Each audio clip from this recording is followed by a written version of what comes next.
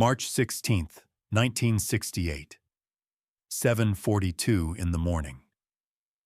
The Huey helicopter shudders as it lifts off from LZ Dotty, kicking up red Vietnamese dust that coats everything, teeth, eyes, the taste of it like copper and exhaustion. Warrant Officer Hugh Thompson, Jr. sits in the left seat, hands light on the cyclic, 24 years old with a face that looks older. 3 months in country. 97 missions. He has learned to read smoke from 5 miles out, to spot punji stakes from 100 feet up, to know the difference between a farmer and a Viet Cong by the way a man holds his shoulders when a helicopter passes overhead. Today is supposed to be easy. A reconnaissance flight over Quang Ngai province, checking for enemy activity before the ground troops move through. Charlie Company, 1st Battalion, 20th Infantry, is already on the ground in a village called My Lai 4. The briefing said the village is a Viet Cong stronghold. The intelligence reports said expect heavy resistance. The officers said this is where the enemy hides. Thompson does not trust intelligence reports anymore. He has seen too many empty villages called strongholds, too many farmers called insurgents because they ran when the helicopters came. But orders are orders, and the fuel gauge reads full, and the morning sun is already hot enough to make the instrument panel shimmer. In the back, door gunner Lawrence Colburn checks his M60 machine gun for the 3rd time. He is 18 years old. His hands do not shake anymore when he loads the belt feed. That stopped after the 1st month.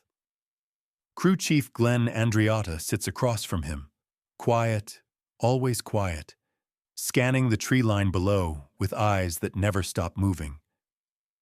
These are good men.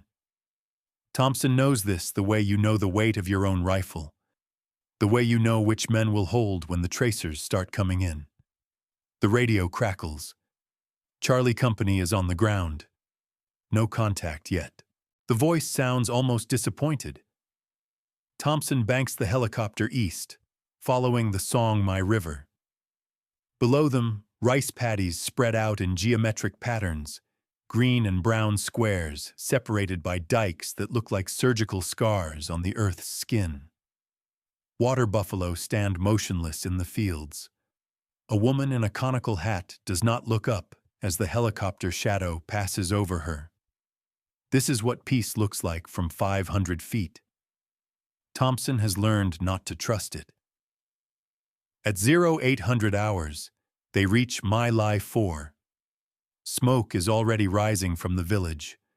Thick gray smoke, the kind that comes from thatch roofs burning, from cooking fires kicked over in panic, from things that should not be burning at 7 in the morning. Thompson drops altitude. The helicopter descends through layers of warm air that smell wrong, like meat left too long in the sun. The village looks wrong. There are bodies in the rice paddies. Not soldiers. Not men in black pajamas carrying AK-47s. These bodies are small, scattered. A woman lies face down in the water, her back torn open, her conical hat floating 3 feet away. An old man sits against a palm tree, mouth open, flies already gathering in the wound across his chest. A child, maybe 7 years old, lies on a dike path, one arm stretched toward the village, the other arm missing. Thompson's stomach tightens. He has seen combat deaths before. He has seen what mortars do to human bodies, what machine gun fire does to a squad caught in the open. This is not that. These bodies are not clustered. There are no weapons, no fighting positions, no shell craters, just bodies, spread out like someone walked through the village shooting anything that moved. He keys the radio. Command, this is Scout 11. I'm seeing multiple civilian casualties in the village. Request clarification on rules of engagement. Static. Then a voice, bored, already thinking about something else. "The Scout 11. Charlie Company is engaging hostiles. Continue reconnaissance. Thompson looks at Colburn. The door gunner's face has gone pale. His hands are tight on the M60, but he is not aiming at anything, just holding it like it might explain what they are seeing. There are no hostiles down there, Thompson says, not into the radio, just into the air between him and his crew. Those are kids. Old people. Andreatta leans out, scanning the village. I don't see any weapons. No return fire. Nothing. Thompson circles lower. The village is maybe 15 hooches, traditional Vietnamese homes with thatch roofs and packed earth floors. Half of them are burning. American soldiers are moving through the village in loose formation, standard search pattern. But something is wrong with the way they move. Too casual, too slow. This is not a unit under fire. This is something else. A woman runs from one of the hooches. She is maybe 60 years old, wearing the traditional ao dai, her hair in a bun. She is running toward the tree line, arms pumping, sandals slapping the dirt. 3 soldiers come around the corner of a hooch. They do not shout a warning. They do not order her to stop. One of them raises his M16 and fires a 3-round burst. The woman goes down, tumbling forward like a rag doll thrown by a child. She does not move after she falls. Thompson feels something cold slide down his spine. Did you see that? Colburn's voice is tight. Did you fucking see that? Thompson keys the radio again. Command Scout 1-1. I just observed friendly forces engage an unarmed civilian. Female, elderly, no weapon visible. She was running away. Request immediate clarification. The response takes 10 seconds. 10 seconds while Thompson circles and watches soldiers moving through the village, while smoke rises and bodies lie in the sun, and nothing makes sense. Scout 1-1, maintain reconnaissance altitude. Charlie Company is engaged with enemy forces. Do not interfere with ground operations. But there are no enemy forces. Thompson has been flying combat missions for 3 months, and he knows what a firefight looks like. He knows the sound of AK-47s, the pop-pop-pop distinct from the crack of M16s. He knows what it looks like when a village fights back. This village is not fighting. This village is dying. He drops to 200 feet, low enough to see faces. An old man sits in the dirt outside a burning hooch, hands over his head, blood running from his scalp. A soldier walks up to him. The old man does not move, does not resist. The soldier puts the muzzle of his M16 against the back of the old man's head and pulls the trigger. The old man's body slumps forward. The soldier steps over it and keeps walking. Thompson's hands are shaking on the controls. Jesus Christ, Andreatta whispers. Jesus fucking Christ. Thompson sees a woman lying in the dirt near a well. She is on her side, one leg bent at an unnatural angle, blood pooling beneath her. But she is moving. Her hand reaches toward the well, fingers scraping the dirt, trying to pull herself forward. I'm marking her position. Scout 1-1, you are ordered to continue reconnaissance. Move off that position. Thompson does not move. He hovers there, rotors beating the air, watching the woman. 30 seconds pass. A minute. The woman's hand moves again, reaching, always reaching toward the well. Then 3 American soldiers walk around the corner of a hooch. They see the helicopter hovering. They see the woman. One of them raises his M16. The muzzle flashes 3 times. The woman's body jerks with each impact. Her hand stops reaching. She lies still. The soldiers look up at the helicopter. One of them waves, a casual gesture, like he is greeting a friend. Then they turn and walk back into the village. Thompson sits frozen. His hands are on the controls, but they feel like someone else's hands. His breathing is too fast. His heart is hammering against his ribs like it is trying to escape his chest. "They just shot her," Colburn says. His voice sounds hollow, empty. "We marked her position, and they shot her." Thompson pulls the helicopter up, gaining altitude, trying to put distance between himself and what he just watched. But distance does not help. He can still see her hand reaching for the well. He can still see the soldiers walking away. The radio crackles. Different voice this time. Harder. "Scout 1-1, this is Ground 6. You are interfering with ground operations. Clear the area or I will file an official report." Ground 6 is Captain Ernest Medina, Charlie Company commander. Thompson has met him once, briefly, during a briefing. He remembers a thick-set man with cold eyes and a reputation for pushing his men hard. Thompson does not respond. He circles higher, looking at the village from 500 feet. From up here, it looks peaceful again. Just smoke and trees and rice paddies. The bodies are too small to see. The soldiers are just dots moving through the hooches. But he knows what is happening down there. He knows, and the knowing is like acid in his throat. Andriata points to the east side of the village. "Movement. By that ditch." Thompson banks toward it. There is an irrigation ditch, maybe 4 feet deep, running along the eastern edge of the village. As they approach, Thompson sees people in it.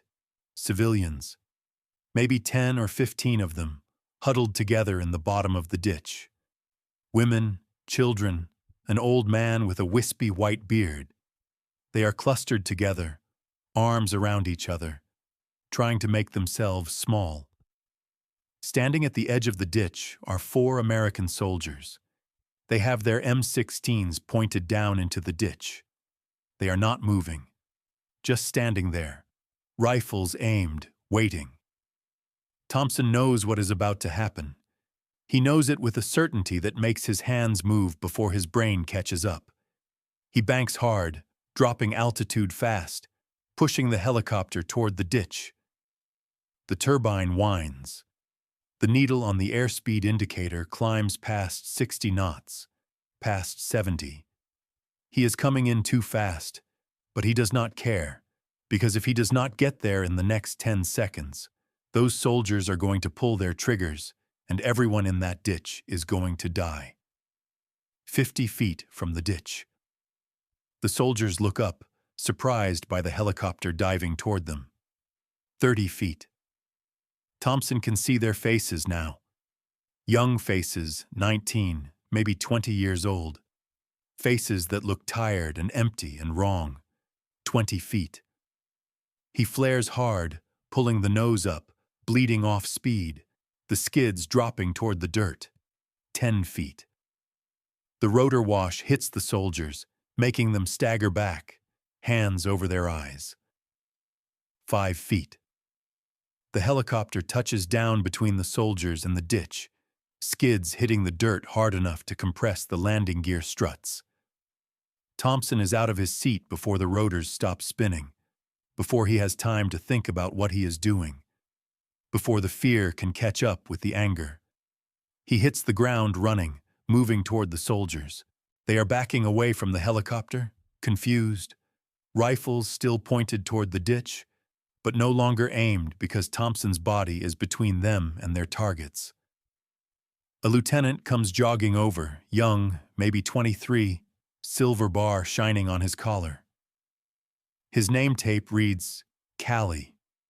He is shouting something, but Thompson cannot hear it over the turbine noise. Thompson closes the distance, gets within 3 feet, close enough to see the sweat on Callie's face, close enough to smell the gun oil and dirt. Thompson is not a tall man, 5'8", 150 pounds, thin from 3 months of bad rations and adrenaline. Callie is bigger, heavier, and he has 40 armed men behind him. But Thompson does not care about any of that. He cares about the people in the ditch. He cares about the woman reaching for the well, He cares about every body lying in the rice paddies. He points at the ditch. His hand is shaking, but his voice is steady. Those are civilians, women and children. You are not shooting them. Callie's face goes red. This is a combat operation. You need to get back in your bird and get out of here. They are unarmed. They are no threat. You are not shooting them. These people are harboring Viet Cong. This whole village is VC.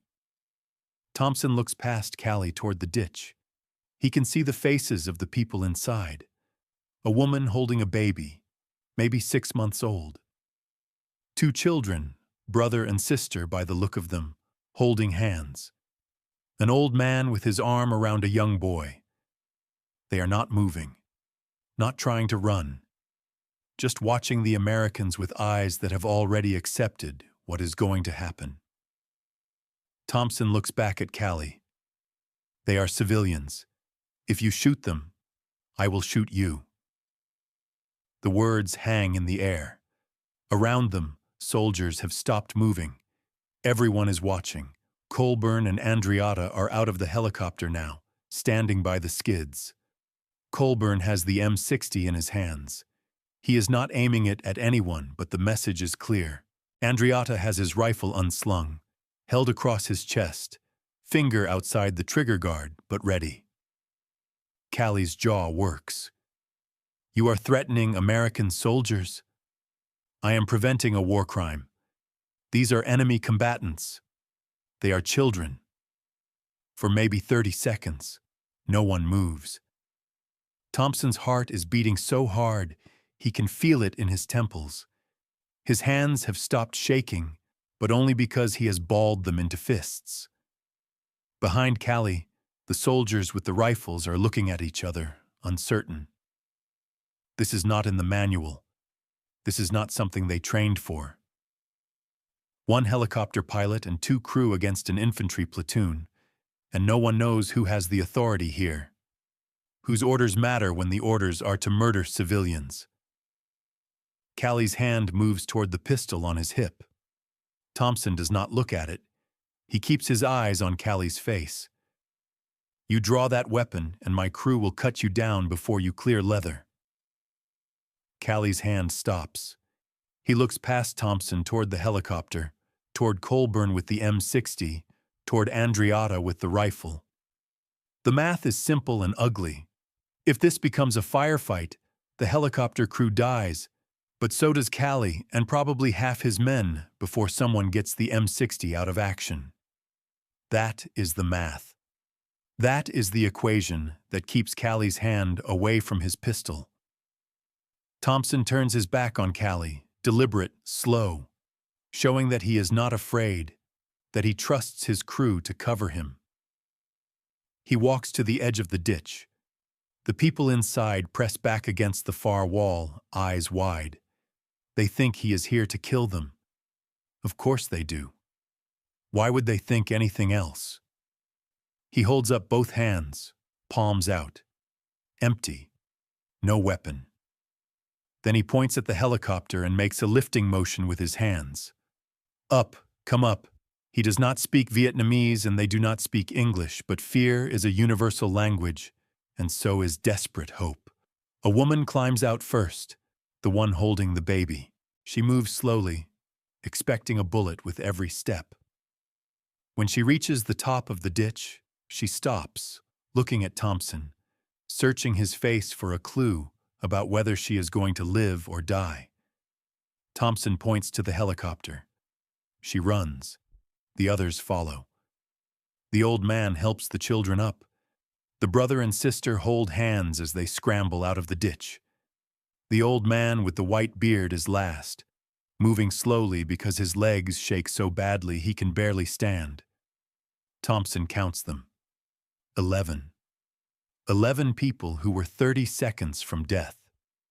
He walks back to the helicopter. The civilians are clustered near the skids, pressed against the metal like it is the only solid thing left in the world. Colburn and Andriata help them into the cargo bay.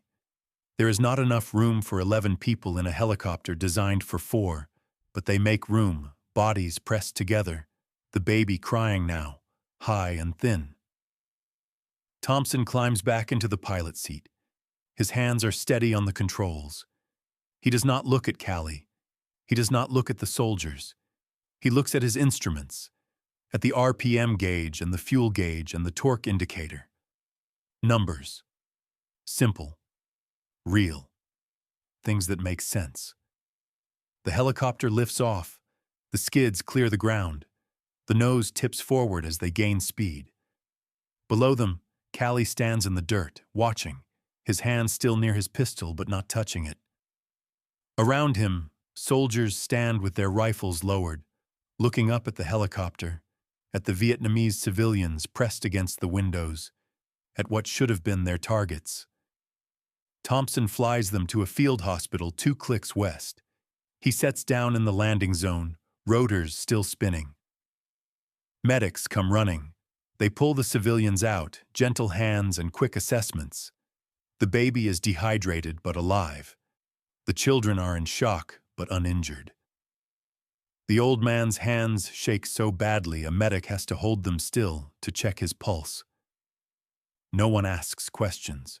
No one asks why an OH-23 reconnaissance helicopter is delivering Vietnamese civilians to a field hospital.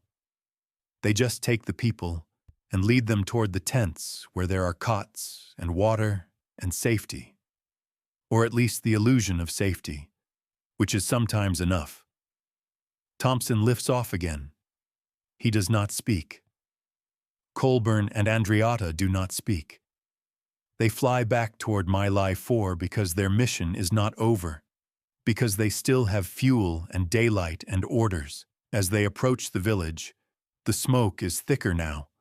More hooches burning, more bodies in the paddies. Charlie Company is still there, moving through what remains of the village. Callie is shouting at his men, organizing them into search teams. They move methodically, professionally, soldiers doing their jobs. And their job today is to kill every living thing in My Lai 4.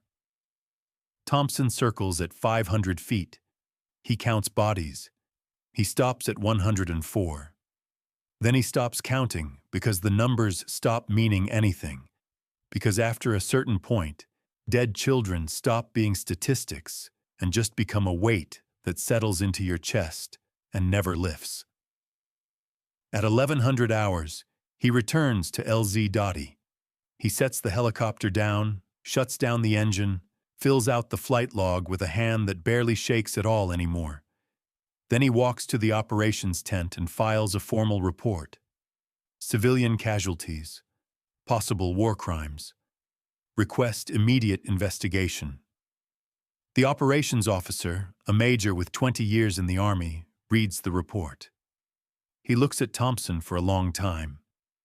Then he takes the report and puts it in a drawer with other reports. Stacks of paper that will be filed and forgotten because this is Vietnam, and bad things happen, and the Army does not investigate itself unless it has no other choice. Dismissed, warrant officer. Thompson walks out of the tent into sunlight that feels too bright. His crew is sitting on the sandbags near the helicopter. They do not ask what happened. They know. They all know. That night, Thompson lies in his bunk and does not sleep. He thinks about 11 people in a ditch. He thinks about a woman reaching for water. He thinks about 492 other bodies that will be counted later, when journalists force the Army to admit what happened, when the photographs come out, when the world learns the name My Lai and tries to understand how an American infantry company spent 4 hours killing every civilian they could find. He saved 11 people, 11 out of 503. The math is simple. It is also unbearable. Outside, helicopters land and take off. Soldiers laugh at something in the mess tent. The war continues because wars always continue. Because one pilot refusing one order does not stop the machine, does not change the policy, does not save anyone except the 11 people who will spend the rest of their lives remembering an American helicopter landing between them and death. Thompson closes his eyes. He does not sleep. He will not sleep well for 30 years. The village looks wrong from the air. Warrant Officer Hugh Thompson banks his OH-23 observation helicopter low over the rice paddies, scanning the tree line. It is 7:22 a.m., March 16, 1968, Sun My Village. The briefing said Viet Cong stronghold. Heavy resistance expected, but there is no resistance. No muzzle flashes. No tracers arcing up from the jungle. No mortars. Just smoke rising from huts that should not be burning yet. Thompson's door gunner, Specialist Lawrence Colburn, leans out, M60 ready. He is 19 years old. This is his 4th month in country. "You see any VC?" Thompson asks over the intercom. "Negative," Colburn replies. "Just people running." Thompson circles lower. The rotor wash flattens the rice shoots. Below, figures scatter between huts. Old men. Women with children. They are not running toward cover. They are running from something. From the American troops moving through the village. Charlie Company, 1st Battalion, 20th Infantry. They landed 30 minutes ago. Thompson can see them spread out in a loose line, moving house to house. Standard search and clear pattern. Except they are shooting everything that moves. An old man stumbles from a hut, hands raised. 3 soldiers fire simultaneously. The man jerks backward like someone pulled a rope tied to his spine. He falls into a drainage ditch. Thompson's hand tightens on the cyclic. "Did you see that?" he says. Colburn does not answer. His knuckles are white on the M60's grip. A woman runs across open ground, a baby clutched to her chest. She is maybe 60 meters from the soldiers. One of them drops to a knee, takes aim, fires twice. The woman goes down. The baby flies from her arms, lands in the mud. "Jesus Christ," Colburn whispers. Thompson keys the radio, trying to keep his voice level. "Dustoff 6, this is Scout 18. I have civilians down, multiple casualties, require immediate medevac. Static." Then a bored voice. "Roger, Scout. What's your location?" "Grid Charlie 234, Village Center." I count. He scans the ground. Bodies everywhere now, scattered like dropped dolls. At least 20, maybe more. Copy. What's the tactical situation? Thompson watches a soldier walk up to a woman lying face down in the dirt. She is not moving. The soldier shoots her in the back of the head anyway. "The tactical situation," Thompson says slowly, "is Americans shooting unarmed civilians." Silence on the radio. When the voice comes back, it is harder. "Say again, Scout? You heard me." Thompson breaks left, circles toward the south edge of the village, looking for someone in charge, someone who can stop this. In the crew chief seat behind him, Specialist Glenn Andriotta keeps his hands on his M60, but his finger is off the trigger. He is staring down at the village like a man watching something his brain refuses to process. "Are we?" Andriotta starts. "Are those our guys?" "Yeah." "Why are they?" "I don't know." But Thompson does know. He has seen enough firefights to recognize one. This is not a firefight. This is something else. He spots a group of soldiers gathered around a drainage ditch, maybe 15, 20 meters long.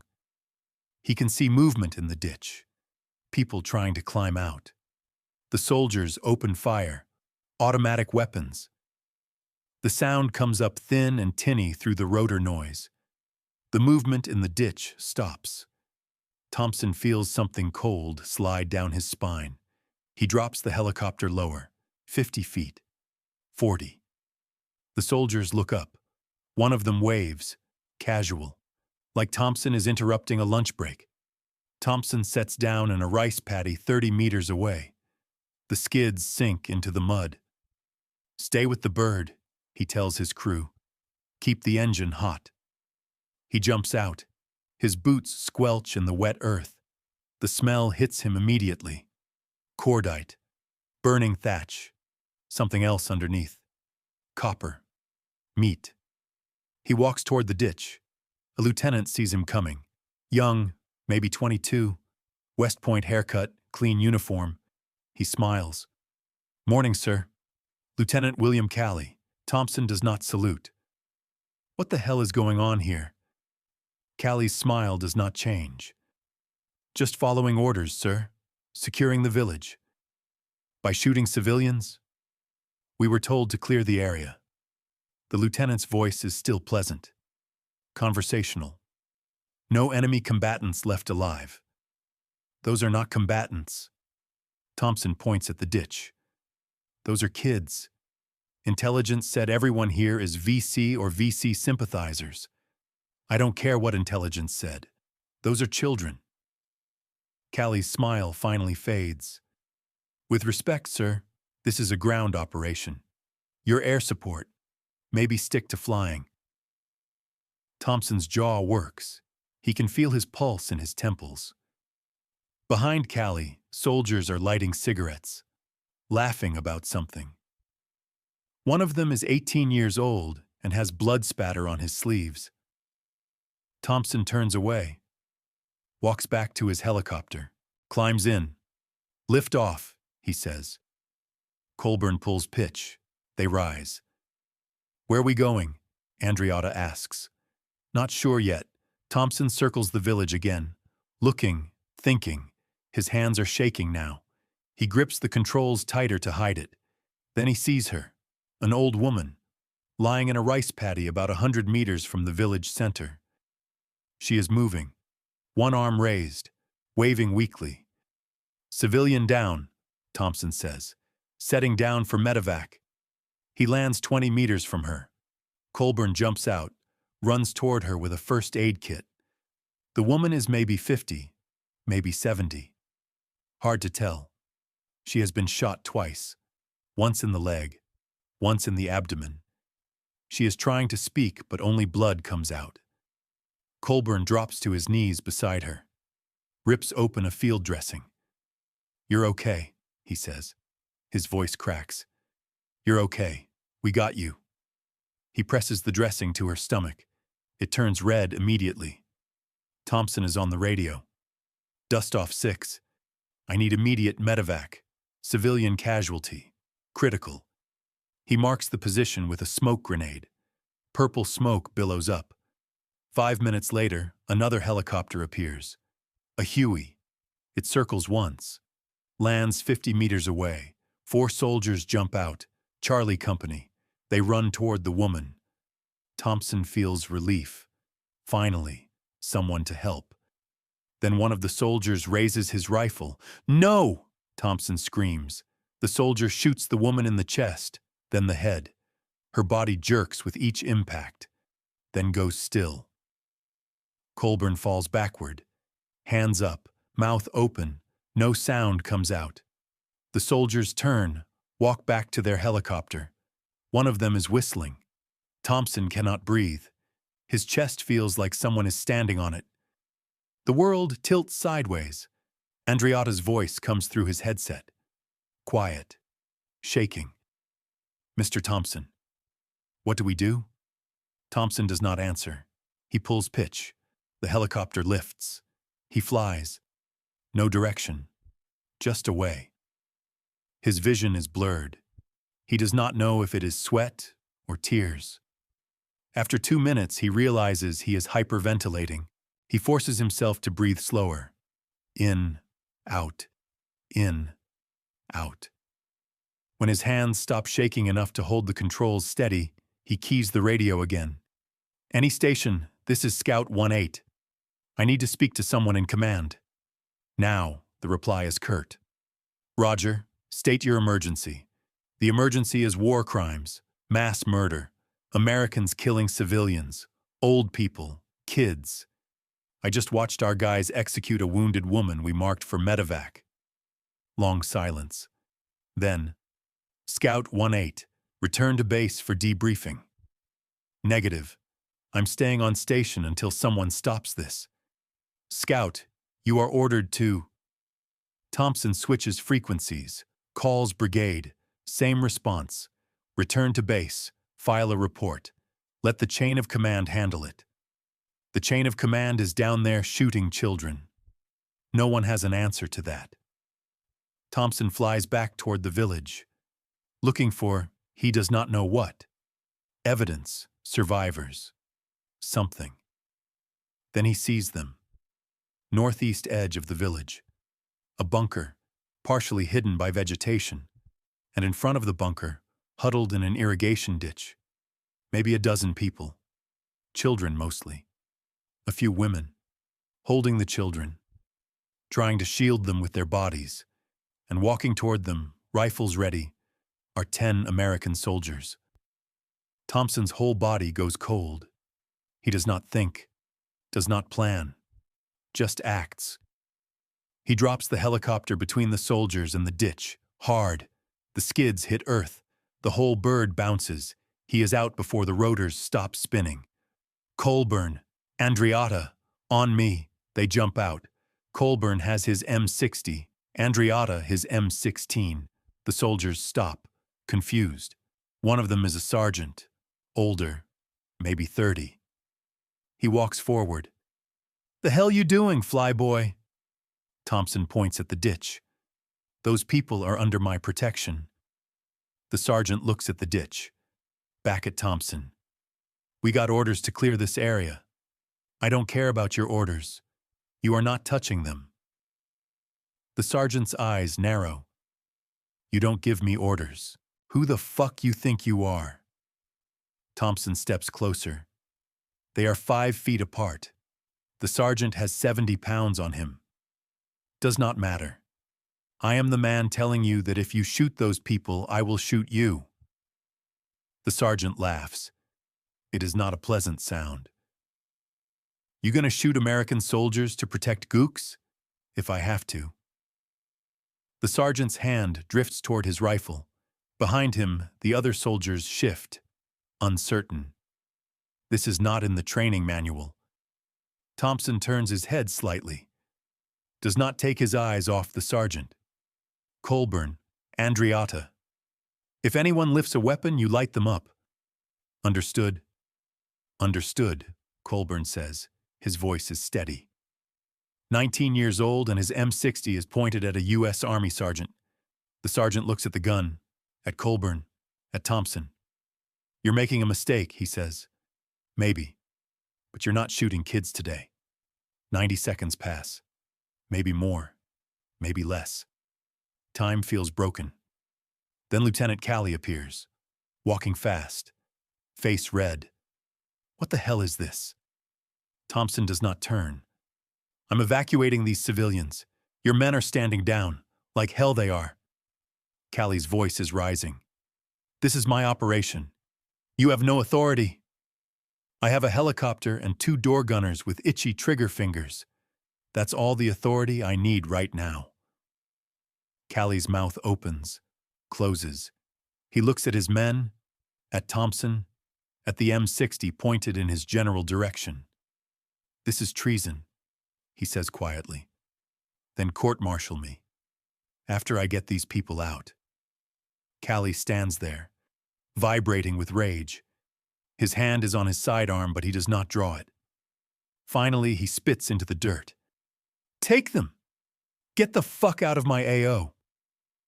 Thompson nods once, turns to the ditch. The people inside are frozen, eyes wide. An old man is in front, arms spread, trying to cover as many children as possible. Thompson kneels at the edge, tries to make his voice gentle.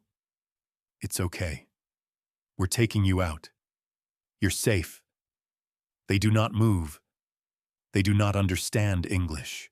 They have spent the last hour watching Americans murder their neighbors. Thompson looks at Andreatta. "Glenn, help me." Andreatta slings his rifle, climbs into the ditch, reaches for a child. The child screams, pulls back. An old woman says something sharp in Vietnamese. The child goes quiet, slowly, carefully. Andriata lifts the child out, hands him to Colburn, then another, and another. 11 people, 9 children, 2 elderly women. The helicopter only seats 4. Thompson keys his radio, calls every bird in the area. Any aircraft, any aircraft. I need immediate dust-off, civilian evacuation. I will mark with smoke. 2 pilots respond. Friends, they land in the rice paddies nearby. It takes 20 minutes to load everyone. The whole time, Charlie Company watches. Rifles ready, fingers on triggers. Callie stands 15 meters away, staring at Thompson with eyes like nailheads. When the last child is loaded, Thompson walks back to his helicopter. Does not run, does not hurry, keeps his back straight. Colburn and Andriata cover him, walking backward. Guns up, they climb in. Colburn last. He keeps the M60 pointed at the soldiers until the skids leave the ground. As they lift off, Thompson looks down, sees Callie pick up his radio, talking to someone, pointing at the helicopter. Thompson knows what that means. His career just ended. Maybe his life. But in the back of his mind, behind the fear and the rage and the sick feeling in his stomach, there is something else. Relief. Because 11 people are alive who would have been dead. And sometimes that is all you get to save. They fly the civilians to a secure area, land near an ARVN outpost. South Vietnamese troops come running, take the children, the old women. One of the women turns back, looks at Thompson, says something in Vietnamese, touches her forehead, then her heart. Thompson nods, does not trust himself to speak. They fly back to base in silence. When they land, the operations officer is waiting, Major Charles Calhoun, face like stone. My office. Now. Thompson shuts down the helicopter. His hands are shaking again. He climbs out, follows the major. Behind him, Colburn and Andriata stay with the bird. Colburn is sitting on the skid, head in his hands. In the office, Calhoun closes the door. You want to explain what the fuck happened out there? Thompson tells him. Everything. The bodies. The woman executed during medevac. The ditch. The standoff. Calhoun listens. His face gives nothing away. When Thompson finishes, Calhoun is quiet for a long time. Then, you threatened to shoot American soldiers. They were about to murder children. They were following orders, illegal orders. Calhoun leans back in his chair, rubs his face. You understand what you're saying? You're accusing an entire infantry company of war crimes. I'm reporting what I saw. Do you have any idea what this means? The paperwork? The investigations? I don't care about paperwork. Thompson's voice cracks. I watched our guys shoot an old woman we marked for medevac. I watched them walk up to wounded civilians and execute them. If that's not worth paperwork, then what the hell are we doing here? Calhoun stares at him. Write a report, he says finally. Everything you saw. Every detail. I'll pass it up the chain. Thompson writes it. 4 pages, single-spaced, names, times, grid coordinates, what he saw, what he did. He hands it to Calhoun at 1600 hours. The major reads it, closes the folder. Get some rest, Thompson. You've had a hell of a day. Thompson goes to his tent, lies on his cot, stares at the canvas above. He does not sleep. At 2200 hours, Colburn comes in, sits on the next cot. You okay? Colburn asks. No. Yeah, me neither. They sit in silence. You think they'll do anything? Colburn asks. About what we saw? Thompson wants to say yes, wants to believe the system works. that justice exists, but he has been in the army long enough to know better. I don't know, he says. Colburn nods, lies back. Those kids, he says quietly. You think they'll be okay? Thompson thinks about the woman who touched her heart, about eyes wide with terror that slowly turned to something else. Not trust, not yet, but maybe the beginning of it. I think they're alive, he says. That's more than they would have been. Colburn is quiet for a moment. Then, you know they're going to come after you for this? Yeah. Was it worth it? Thompson closes his eyes, sees the ditch, the children, the soldiers with rifles raised, his own door gunner pointing an M60 at Americans. Ask me in 30 years, he says. But he already knows the answer. It has to be worth it. Because if it is not, if you can watch children being murdered and do nothing because of chain of command and orders and career consequences, then everything he thought he knew about right and wrong is a lie. And he is not ready to believe that yet. Outside, the night is full of sounds. Helicopters coming and going, artillery in the distance, men laughing somewhere, playing cards, living, like nothing happened, like today was just another day. Thompson lies awake until dawn, and when the sun rises over Vietnam on March 17, 1968, Hugh Thompson is still wondering if he just saved 11 lives or destroyed his own. He will not know the answer for 30 years.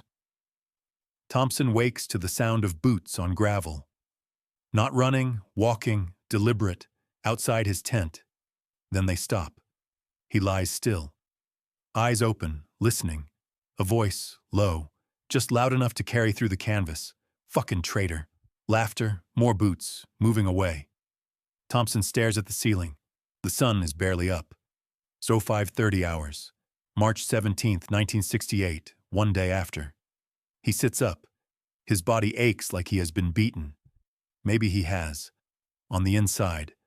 Colburn is already awake, sitting on his cot, cleaning his M60 over and over, the same motion. Disassemble, wipe, reassemble. His hands never stop moving. You sleep? Thompson asks. No. Yeah. Me neither. They dress in silence. Walk to the mess tent. Officers and enlisted eat separately, but the route is the same. Past rows of tents. Past motor pool. Past the LZ where helicopters sit like sleeping insects. Men stare as they pass. Not openly. Sideways glances. Eyes that flick away when Thompson looks back. But the stares leave marks like cigarette burns. At the mess tent entrance, a private is leaning against a post. Young kid, maybe 20. He sees Thompson coming, does not move. Thompson stops. The private looks at him, then spits, deliberately, on the ground between them. Thompson feels his jaw tighten, his hands curl into fists. Colburn touches his elbow. Come on. They walk past, into the tent. Inside, conversations die. 50 men eating breakfast. The noise drops like someone threw a blanket over it. Thompson gets his tray. Powdered eggs, toast, coffee that tastes like motor oil. He finds a table in the corner. 4 chairs. He sits in one. Colburn takes another. The other 2 stay empty. They eat. Neither tastes the food. A captain walks past, stops, looks down at Thompson. Heard you had an interesting day yesterday. Thompson does not look up. Yes, sir. Saved some gooks. Put an M60 on Americans, that right? I prevented a massacre. The captain laughs. Short, sharp, like breaking glass. That what you call it? He walks away. Thompson sets his fork down. His hands are shaking. He puts them under the table. Colburn leans forward. Whispers, Mr. Thompson. We did the right thing. I know. So why does it feel like we're the ones on trial? Thompson has no answer, At 0800 hours, he reports to operations. Major Calhoun is waiting. 2 other officers are with him. Colonels, faces Thompson does not know. Warrant Officer Thompson. Sit. He sits. Calhoun slides a folder across the desk. Your report from yesterday. I forwarded it up the chain as promised. And we have questions. One of the colonels leans forward. Gray hair. Vietnam Service Medal. Combat Infantryman Badge. A man who has seen things. You state that you observed members of Charlie Company killing unarmed civilians. Yes, sir. How can you be certain they were unarmed? Because I was 50 feet above them. I could see their hands. Could they have been concealing weapons? Old men and children do not conceal AK-47s in rice paddies. The colonel's eyes narrow. You also state that you threatened to fire on American troops. I prevented American troops from committing murder. That is not what I asked. Thompson feels heat rising in his chest, pushing up his throat. Yes, sir. I told a sergeant that if he shot the civilians in that ditch, I would shoot him. The second colonel speaks. Younger, cleaner uniform, a staff officer. You placed your door gunner in a position where he aimed a crew-served weapon at U.S. Army personnel to protect innocent people from being executed. The staff officer makes a note. Are you aware that threatening a superior officer is a court-martial offense? Are you aware that killing civilians is a war crime? Silence. Calhoun clears his throat. Gentlemen, perhaps we can focus on establishing the facts. The older colonel taps the folder. The facts, Major, are that Warrant Officer Thompson abandoned his observation mission, interfered with a ground operation, and made serious allegations against an infantry company conducting combat operations. These facts raise questions about his judgment. Thompson's hands are under his legs now, pressed flat against the chair. If he does not hold them down, he will do something stupid. Permission to speak freely, sir. Denied, Calhoun says quickly. The staff officer opens another folder. Thompson sees papers, forms, his name at the top. We have received statements from personnel on the ground. They tell a different story. They say you landed in the middle of a firefight, that you endangered your crew, that you interfered with a lawful order to clear a hostile village. That is a lie. Their reports say enemy combatants were eliminated according to rules of engagement. I saw women and children shot in the back. I saw wounded civilians executed. You saw what you interpreted as, I saw murder. The word drops like a grenade. The older colonel stands. Slowly. Warrant officer, you are making very serious allegations. Allegations that, if proven false, could destroy your career. Are you certain you want to continue down this path? Thompson looks at him. At both of them. At Calhoun, who will not meet his eyes.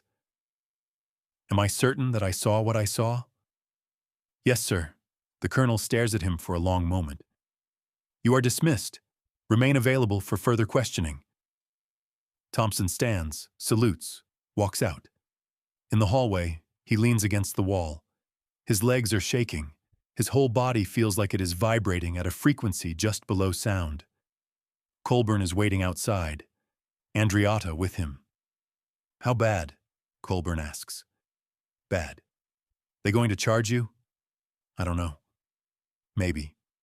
Andriotta spits into the dirt. This is bullshit. We saved kids. We did the right thing. Yeah. So why are they treating us like criminals? Thompson looks at him. At this kid who is barely old enough to vote, who aimed an M60 at Americans yesterday because it was the right thing to do. Because the right thing makes them look bad, Thompson says. And bad looks cost careers, medals, promotions. They would rather bury 11 bodies than admit Charlie Company went too far. That is murder, Andriotta says. Yeah, it is.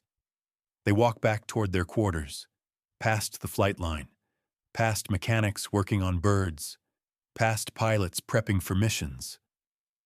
One of the pilots sees them, says something to his co-pilot. Both laugh. Thompson keeps walking. At his tent, there is something on the ground by the entrance. A dead rat, throat cut, blood pooled in the dirt. Nailed to his door is a piece of paper. 3 words in black marker. Gook lover traitor Colburn stares at it. Jesus. Thompson pulls the paper down, throws it away, kicks the rat into the bushes. Inside, someone has gone through his footlocker, clothes scattered, pictures of his wife face down on the floor. He picks them up, carefully brushes off the dirt. Colburn is in the doorway. We need to report this. To who? Thompson asks. The same people who think I'm the problem. That night, Thompson tries to sleep. Cannot. At midnight, footsteps outside again. Voices. Should just frag him. Make it look like Charlie got lucky. Too obvious. Wait till he's on patrol. Plenty of ways a bird can go down. Laughter. Then silence. Thompson lies in the dark, hand on the .45 under his pillow. He does not sleep. 2 days later, a journalist arrives. Civilian, skinny guy with thick glasses and a notepad. Name is Seymour Hirsch. He finds Thompson at the flight line. Walks up like he owns the place. Warrant Officer Thompson? Who's asking? Cy Hirsch. Dispatch News Service. I heard you filed a report about civilian casualties at Sun My Village. Thompson looks around. Mechanics pretend not to listen. I don't talk to press. I'm not asking for quotes. I'm asking if what I heard is true. Did Charlie Company kill civilians? Thompson's jaw works. Read the official report. I did. Says 128 enemy KIA, no civilian casualties. But I also heard a pilot filed a complaint. Said he saw something different. You heard a lot. Is it true? Thompson stares at this reporter. This guy who showed up in country 5 minutes ago thinking he can uncover something, thinking the truth matters. But maybe it does. Maybe someone needs to hear it. Off the record, Thompson says. Completely off.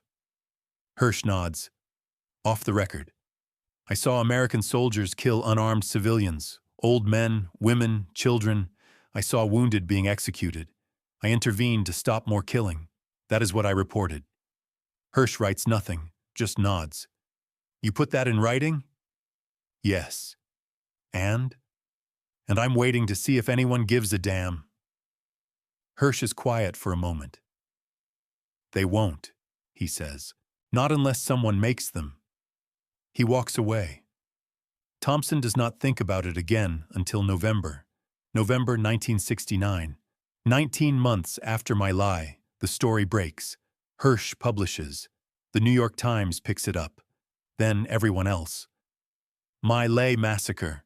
U.S. troops kill hundreds. Photos surface. Bodies in ditches, piled like firewood. The ditch Thompson saw. The children he saved were 10 feet from that pile. America loses its mind. Protests, congressional hearings. Walter Cronkite talking about war crimes on the evening news. The Army orders an investigation. Lieutenant William Calley is charged. Court-martial. Murder of 109 Vietnamese civilians. And Thompson is called to testify. He flies back to the States. First time in 2 years. Fort Benning, Georgia. The courtroom is small. Wood paneling. American flag in the corner. Feels like a high school gymnasium. Calley sits at the defense table. Clean uniform, haircut. He looks like a recruiter poster. Thompson is called to the stand. State your name for the record. Hugh Clower Thompson, Jr. Rank? Warrant Officer, U.S. Army. Were you present at Sun My Village on March the 16th, 1968? Yes. Tell the court what you observed. Thompson tells them. Everything. The bodies. the woman executed during medevac, the ditch, the standoff. The courtroom is silent. Callie's lawyer stands. Mr. Thompson, you claim you saw my client's men kill civilians. I saw Americans kill civilians. I did not see Callie personally pull a trigger, but you assume he gave the orders. Someone gave the orders. Those men did not act independently. The lawyer circles. You were in the air, under stress, combat conditions. Is it possible you misinterpreted what you saw? No. Is it possible these individuals were enemy combatants? They were children.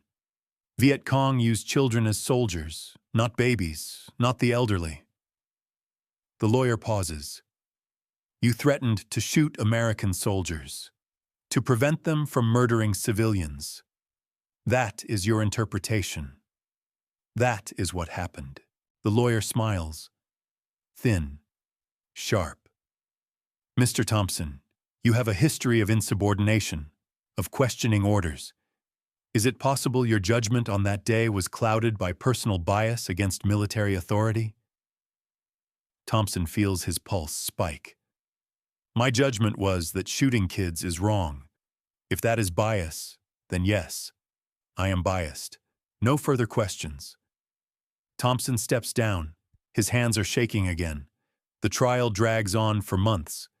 In the end, Callie is convicted, sentenced to life in prison. 3 days later, President Nixon commutes it to house arrest.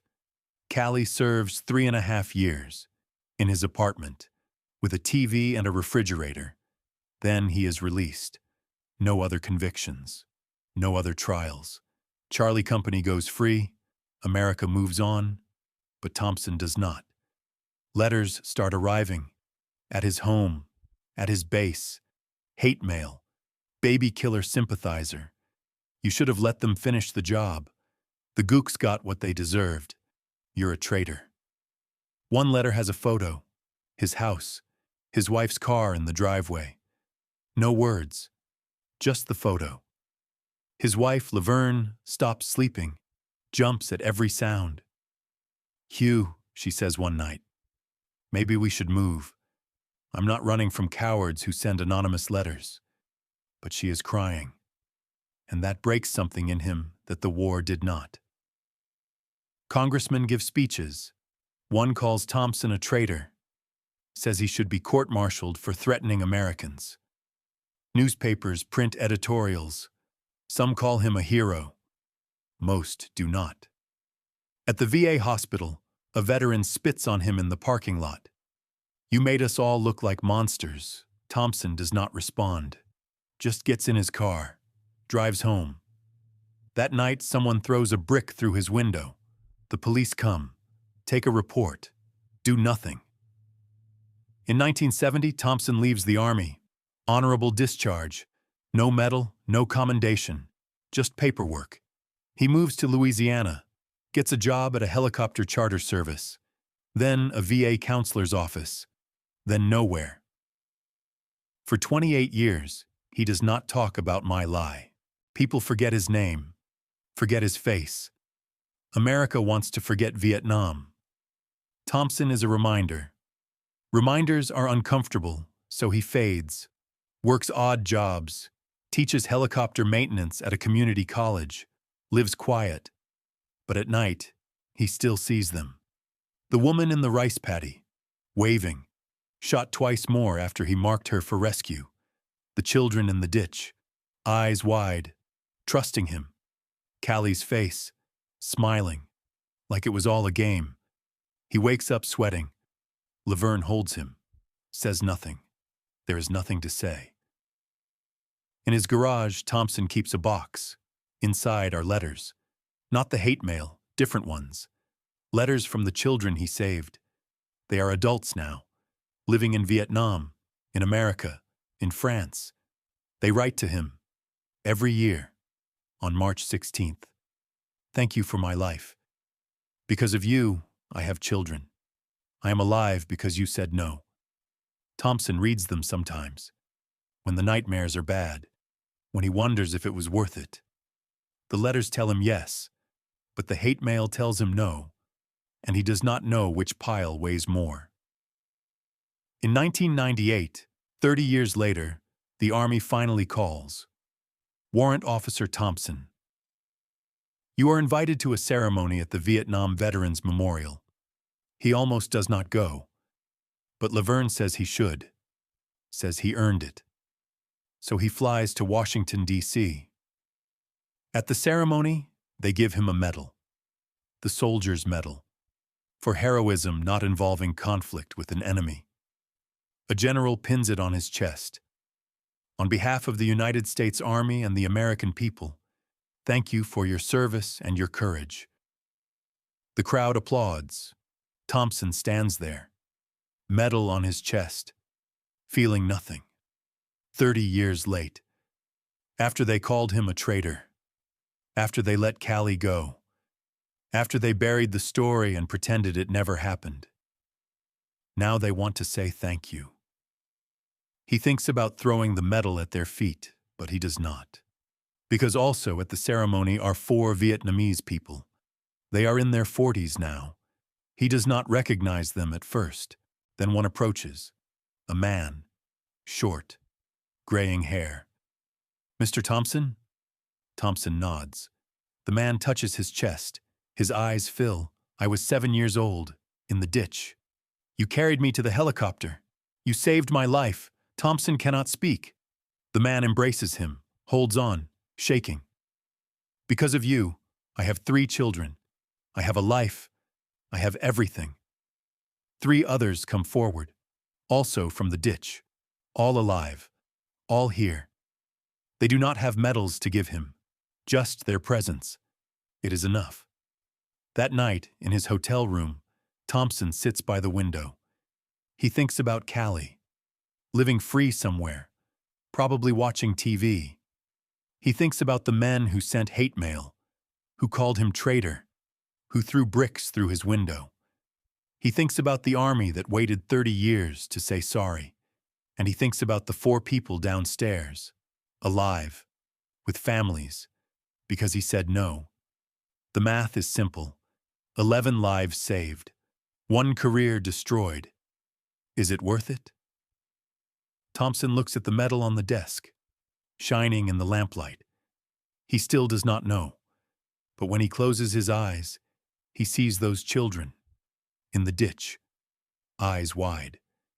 And he knows that if he had to do it again, if he could go back to that moment with Callie's men and their rifles and his door gunner and that M60, he would make the same choice.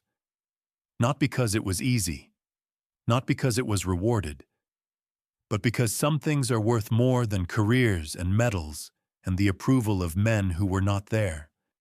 Some things are worth everything, even if it costs you everything. That is the price. And 30 years later, Hugh Thompson finally understands that he paid it willingly, and would again. By the mid-1980s, the war only came at night. It arrived as a smell first, wet earth, burnt thatch, then the sound of rotors faint and far away, somewhere behind his ears. Hugh Thompson would wake without moving, lying on his back, staring at the ceiling of his small house in Louisiana, counting silently on his fingers and not knowing why. 1, 2, 3, 4, 11. The number stuck in his throat. Beside him, Laverne would stir. Turn on the lamp. See his hand held up in the air, fingers half-curled like he was still wrapped around a cyclic. Hugh, she'd say softly, you're counting again. He would blink, look at his own hand like it belonged to someone else, and drop it to the blanket. Just a dream, he'd mutter. Go back to sleep. But he wouldn't. In the mornings, he went to work like any other man. First as a mechanic at a small charter outfit, later as a counselor at a VA office. He listened to other veterans talk about hills and fire bases and body counts. When they said Vietnam, he smiled politely and changed the subject. If they talked about My Lai, they talked in numbers and headlines, not in the language of ditches and children and a woman waving from the mud. At church, an older man with a 1st Cavalry pin on his lapel once clapped him on the shoulder. "Heard you were a pilot over there, Hugh. You ever see any real action?" Thompson's jaw tightened. Images flickered at the edge of his vision. A ditch, brown water gone red, a boy's hand reaching up. "Yeah," he said. "Enough," the man laughed. "Better you than me, flyboy." Thompson smiled back. It felt like barbed wire in his mouth. Most days the war stayed behind his eyes. Some days it pushed its way into his hands. He would be standing at the kitchen sink, washing a plate, when suddenly the weight of it changed. Ceramic became flesh. The water ran a different color. He would freeze until Laverne's hand touched his back and brought him back into the small house with the humming refrigerator and the ticking clock. "Talk to someone," she'd say. "I talk to people all day. About them. Not about you." He would dry the plate, put it away, change the subject. He did not talk about the ditch. Years slid by. The headlines moved on. New wars came and went on television screens. Desert uniforms instead of jungle fatigues. Different language. Same explosions. Thompson watched the news with the sound off, or not at all. When footage from Vietnam appeared on anniversaries, he left the room. One afternoon in the late 1990s, he was in the backyard, kneeling by a stubborn old lawnmower that had decided to die again. Grease on his fingers, sweat under his shirt. The sky above Louisiana was high and bright and empty. Laverne opened the back door. "Hugh, you've got a letter?" He wiped his hands on a rag and took it from her. Thick paper. Government seal. The return address said, "Department of the Army." "What do they want now?" he grumbled. He opened it at the patio table, read the first line, then the second. His lips moved, but no sound came out. They were inviting him to a ceremony. They called him heroic. They wrote, "Your actions at My Lai may have prevented a wider tragedy." He read that sentence twice, then a third time. Something in his chest shifted, like an old wound reopening under scar tissue. 30 years late, Laverne said quietly, reading over his shoulder. He set the letter down on the table. The paper looked too white against the weathered wood. "Are you going?" she asked. He stared at the words, "Grateful Nation," until they blurred. "I don't know," he said. That night he lay awake listening to the air conditioner rattle. The letter sat on his bedside table, glowing faintly in the dark each time headlights from a passing car slid across the room. He thought of dead rats at tent doors, of bricks through windows, of the word traitor written in thick black marker, of a courtroom where a young lieutenant sat in a crisp uniform while lawyers argued about fog of war and rules of engagement. Now the same institution that had buried his report and questioned his sanity wanted him to put on a suit, smile for cameras, and let them pin something shiny to his chest. At 3 a.m, Laverne's hand found his. "You didn't do it for them," she said. Her voice was barely a whisper. He stared at the ceiling. "I don't even know if I did it for me." She squeezed his hand. "You did it for them." He knew which them she meant. He went. The hall in Washington was smaller than he expected. Not some grand cathedral of marble, just a government room with flags at the front and folding chairs filled with uniforms and suits and a few faces he did not recognize. General officers sat in the front row, their chests shiny with rows of ribbons. A podium stood under the lights. On the wall behind it, a projected slide. Recognition of heroism. Warrant Officer Hugh C. Thompson, Jr. He wore his best suit. It fit a little tight around the shoulders. The tie felt like a noose. When they called his name, he walked to the front. The general's handshake was firm. On behalf of the United States Army and a grateful nation, the words rolled over him like distant rotor wash. He saw the general's lips moving, saw the flash of cameras, heard scattered applause, but none of it landed. The medal was small and heavy in his hand. The soldier's medal. Heroism not involving conflict with an enemy. He almost laughed. Later, in the restroom, he stood at the sink and stared at himself in the mirror. The medal caught the fluorescent light, a bright piece of metal against a cheap suit. His hair was thinner now, his face lined, his eyes older than both. He unpinned the medal, held it in his palm. "You did the right thing," a voice said behind him. He turned. A man in a blazer stood near the paper towels, Vietnam service ribbon on his lapel. The man's smile was tight. "You know that, right?" the man went on. "You did the right thing." Thompson nodded once. "Thank you." The man stepped closer, lowered his voice. "But you made the rest of us look bad." The words hung in the air between them. Thompson felt an old heat rise in his chest, then cool just as quickly. "If doing the right thing makes us look bad," he said, "maybe we're looking in the wrong mirror." He walked past the man and left the medal in his pocket. The ceremony was not the part that stayed with him. What stayed was the moment afterward, in the reception hall, when 4 people approached him. They did not wear uniforms, no ribbons, no pins. Just simple clothes and the kind of careful posture people have when they are carrying something heavy and invisible. One of them was a man in his 40s. He held a photograph in his hand. In the picture, a boy of 7 stood in a muddy ditch, eyes wide, face streaked with something that might have been water and might have been blood. "Mr. Thompson," the man said. His accent was Vietnamese, his English careful. Thompson's throat closed. "Yes." The man touched his own chest. He searched for the word. "There, in the ditch. You were in the sky." Thompson looked from the photograph to the man's face. The eyes were the same. Older, but the same. A memory slammed into him. The weight of a small body in his arms. The sound of Colburn's boots slipping in the mud. The pop and hiss of burning huts. A boy clinging to his flight vest with fingers that would not let go. "You carried me," the man said. "You put me in helicopter. Because of you, I have life."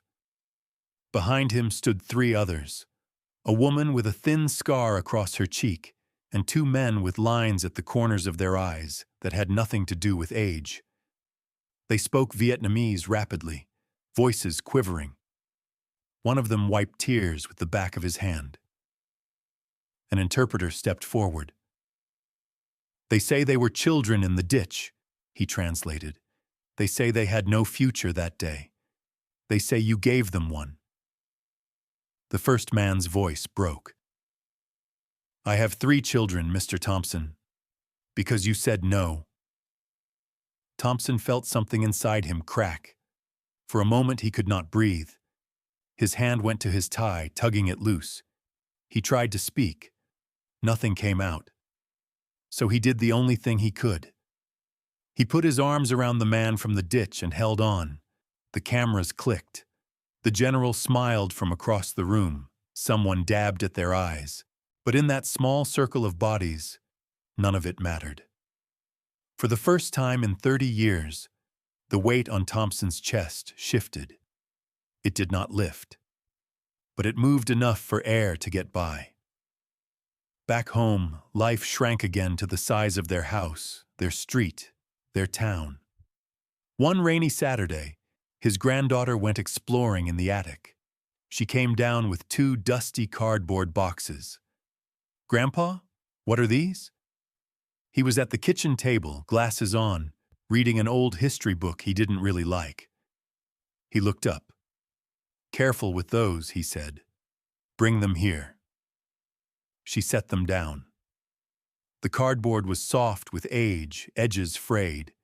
He opened the first box. Inside were letters. Dozens, maybe hundreds. Yellowing envelopes with no return addresses. Words written in thick, angry ink. He pulled one out at random. His granddaughter leaned closer. "Don't," he said quickly, but her eyes had already caught a phrase. Traitor. Another envelope had a clipping stapled to it. His name under a headline about controversial testimony. Someone had circled the word disgrace in red. Her face tightened. "People sent you these?" He nodded. "Because you stopped the massacre? Some of them thought I should have kept my mouth shut." She stared at the stack, then at him. "How did you live with this?" "He didn't," Laverne said from the doorway. They both turned. "He carried it," she added. "That's different." Thompson closed the first box, pushed it aside, opened the second. Inside were letters too, but the paper was different.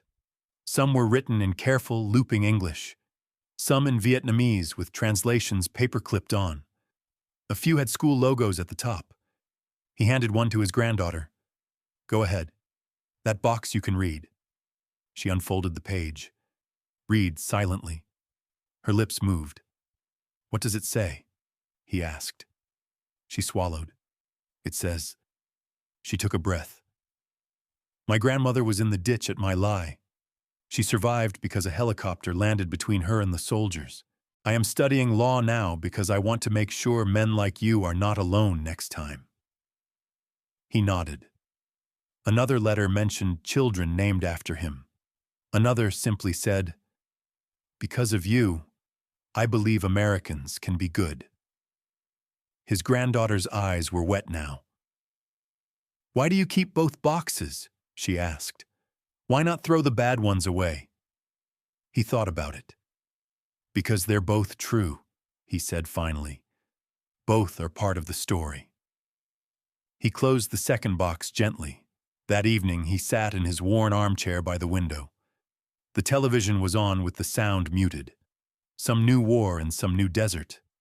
Bright flashes on the screen. Graphics. Arrows. Commentary.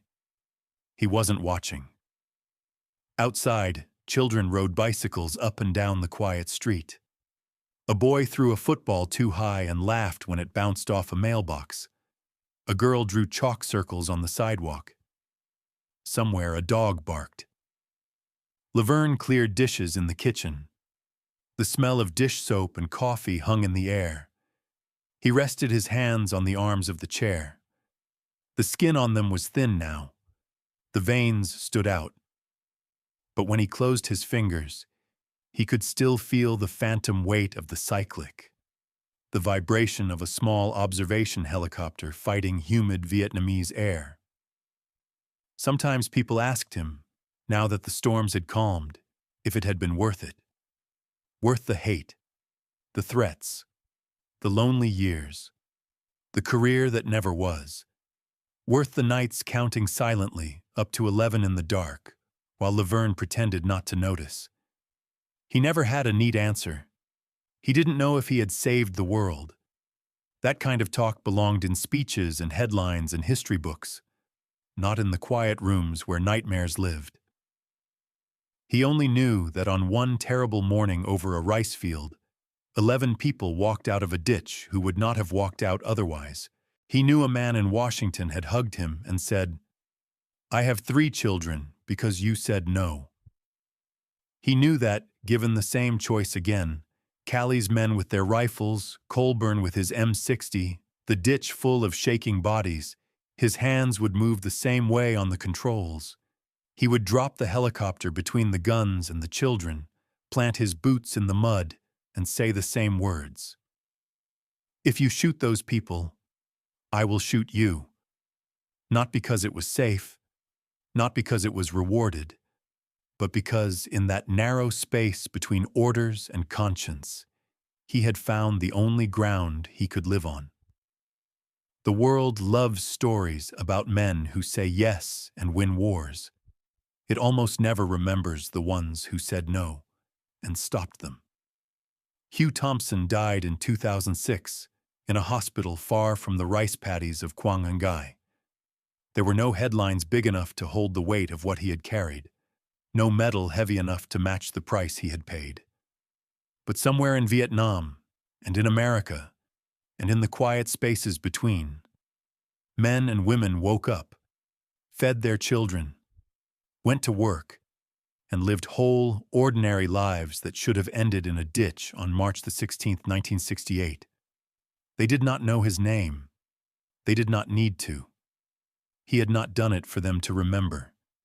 He had done it so they could forget there had ever been a moment when their lives depended on a stranger in a helicopter deciding that, just this once, no mattered more than yes.